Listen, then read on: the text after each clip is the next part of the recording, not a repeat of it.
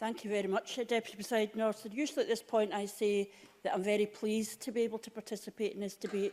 In these circumstances, I can say I'm absolutely furious that we have to have this debate at all. I want to congratulate Rona Mackay both on securing the debate and her speech, and also want to congratulate Stuart MacDonald MP on taking this proposal forward, and his rigour in taking it forward and trying to build cross-party consensus has been admirable. And I know that our own Martin Whitfield MP, Labour MP in East Lothian, has been a co-sponsor of the bill. But I say I'm furious because, I hear what has been said about this is a complicated area of law. It feels to me that it's morally unacceptable. You don't need legislation at one level to tell you that it's unacceptable to bring people in, give them work to do, and then not pay them at the end of it. But the fact of the matter is that something being morally unacceptable is clearly insufficient. So I would all power to Stuart MacDonald's elbow in making sure that the law is clarified in this regard. It is an important issue, and this is an important opportunity to shine light on something that should be seen as utterly unacceptable, but sadly for too many young people is seen as just the way it is.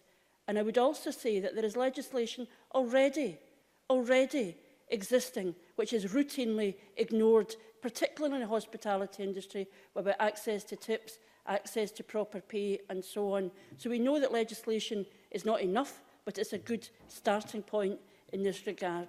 We know that young people are disproportionately affected by this idea of trial shifts, but in fact is a reflection of the fact that precarious work is endemic.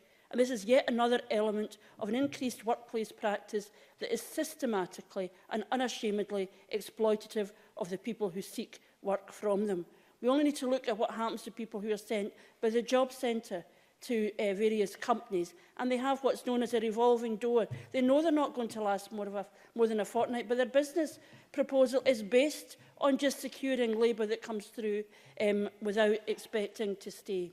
Unite and Better Than Zero have spoken about this practice and the cynicism of offering shifts with no intention whatsoever of giving somebody a job, or indeed, even if they are planning to give them a job, see how many shifts they can get out of them first. Must appall us all. We have to respond to testimony of those young people that we got in briefings, and many other young people whose voices are not heard in this regard, who routinely have their expectations treated in this way, and it demands a response from this Parliament as well as Westminster. And of course, as in all of this, in this area of precarious work, we're told it is about choice. But we all know that take it or leave it is no choice at all. And too often, young people are faced with either accept whatever conditions are placed on your work, whether it's trial shifts, whether it's not being guaranteed any work at all, they're told, well, that's a matter of choice. And we need to be careful. We don't elevate some of these work practices to an idea of choice. I don't accept there may be one person in 100,000 who supports a 0 hours contract as it's currently deployed as a matter of choice, because all the choice is on the one side. We should reflect that this is about the utter imbalance of power in the workplace, that good employers have resisted that and should be rewarded for that good practice, and we should be denouncing exploitation. It's important that we recognise that there are employers who don't behave this way, and we should also understand that the economy of this country cannot be predicated on these very poor practices. Untrained staff doing a job in circumstances where they get no reward, no encouragement for trying hard despite their best endeavours. We want an economy that is fairer than that. And so I very much support the legislative proposals, but I would also say that we need to look at what we can do here right now.